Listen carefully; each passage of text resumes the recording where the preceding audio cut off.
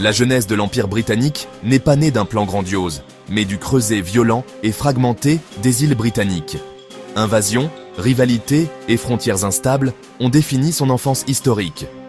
Alfred le Grand a résisté aux Danois, signé la paix et préparé l'unification. Son petit-fils Athelstan a consolidé l'Angleterre, premier roi d'un royaume unifié.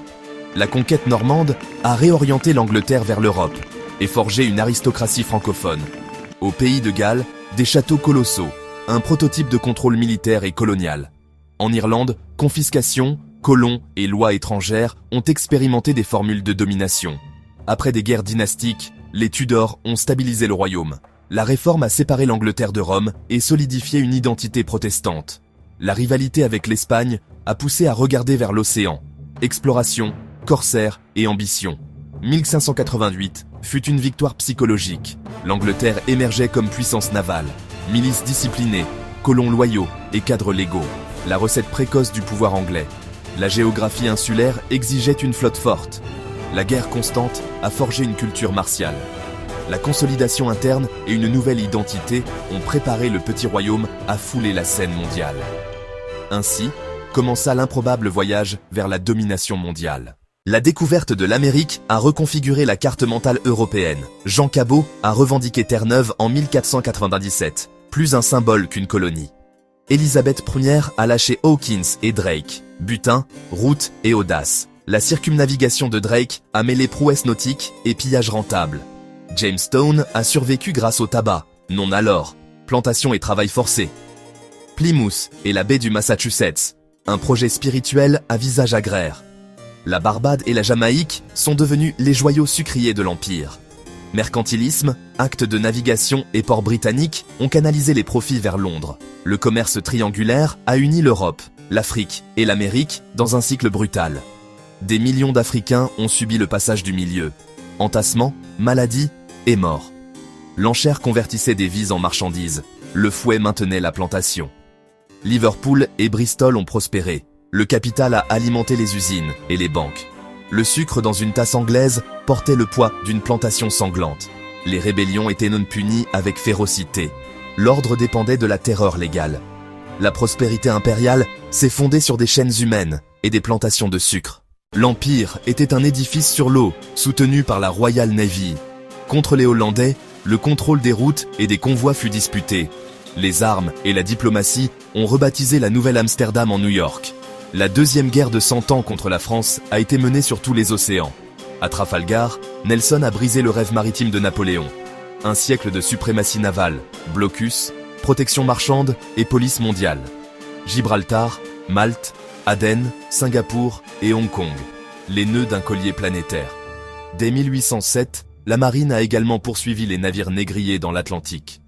En Inde, une compagnie marchande est devenue un pouvoir territorial. Victoires et pactes ont installé des régents fantoches et un contrôle des revenus. En Afrique, conférences et canons ont tracé des lignes. En Chine, l'opium a ouvert des ports. La coque de bois d'abord, puis de fer, a maintenu un empire océanique. Mais le XXe siècle exigerait du sang, de l'acier et de la fortune à une échelle inédite. Le coup de la victoire serait, à la fin, le début de la fin. Les colonies de peuplement ont créé des assemblées à l'image de Westminster. Sans représentation, la rupture est arrivée. Les États-Unis sont nés. Le Canada, l'Australie et la Nouvelle-Zélande ont obtenu l'autonomie gouvernementale, loyale à la couronne. En Asie et en Afrique, gouvernement indirect, peu de fonctionnaires et élites locales cooptées. La mutinerie de 1857 a mis fin à la compagnie. Le Raj et le vice-roi sont nés. Chemin de fer, télégraphe et canaux ont servi l'extraction et le déploiement militaire. La mission civilisatrice a justifié les hiérarchies et la ségrégation urbaine. Éduqués dans les institutions britanniques, des leaders indiens ont articulé un mouvement national. La marche du sel a démontré le pouvoir de la résistance non violente à grande échelle. En Nouvelle-Zélande, des guerres pour la terre ont opposé Maoris et colons. Ashanti et Zulus ont opposé une résistance formidable. Isandlwana fut un coup inattendu. La guerre de guérilla des Boers a forcé la Grande-Bretagne à des politiques brutales de terres brûlées. Chaque rébellion a drainé légitimité, sang et trésors du système impérial.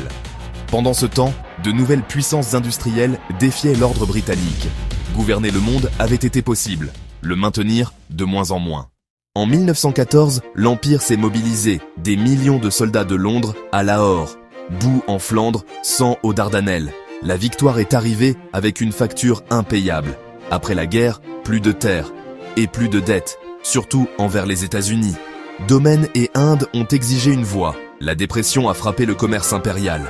Sauvetage à Dunkerque, résistance sous les bombes. L'esprit est resté, l'économie non. Singapour en 1942 a révélé que l'Empire était trop grand pour se défendre. La victoire a laissé la Grande-Bretagne épuisée et dépendante du crédit américain. L'Irlande libre. En Inde, des millions se sont mobilisés et la liberté a frappé à la porte. L'indépendance de l'Inde et du Pakistan est arrivée avec une partition tragique et des déplacements massifs. Suez a humilié Londres, on ne pouvait plus agir sans Washington. En Afrique et aux Caraïbes, de nouveaux drapeaux se sont levés rapidement dans les années 50-60. À minuit, sous la pluie, l'Union Jack a été abaissée à Hong Kong, épilogue de l'Empire. Le siècle des guerres mondiales a cédé la place à l'ère des superpuissances et clôturé celle de l'Empire. Chemins de fer, ports et codes légaux ont été adoptés et transformés par de nouveaux États. Le modèle parlementaire et l'anglais comme langue véhiculaire ont laissé une empreinte mondiale. Le cricket et le football sont devenus des langages partagés. Mais des frontières mal tracées ont alimenté conflits et guerres civiles. La logique extractive a laissé des économies déséquilibrées et dépendantes. Les fractures sociales héritées continuent de marquer les sociétés postcoloniales. Des marbres d'Elgin au bronze du Bénin, la demande de restitution des trésors s'intensifie. La migration d'après-guerre a créé une société britannique diverse et vibrante, avec des débats ouverts. L'Empire a connecté le monde avec des lois et des institutions, mais il l'a fait par la conquête et la coercition. Comprendre ses lumières et ses ombres aide à expliquer notre ordre mondial et ses tensions.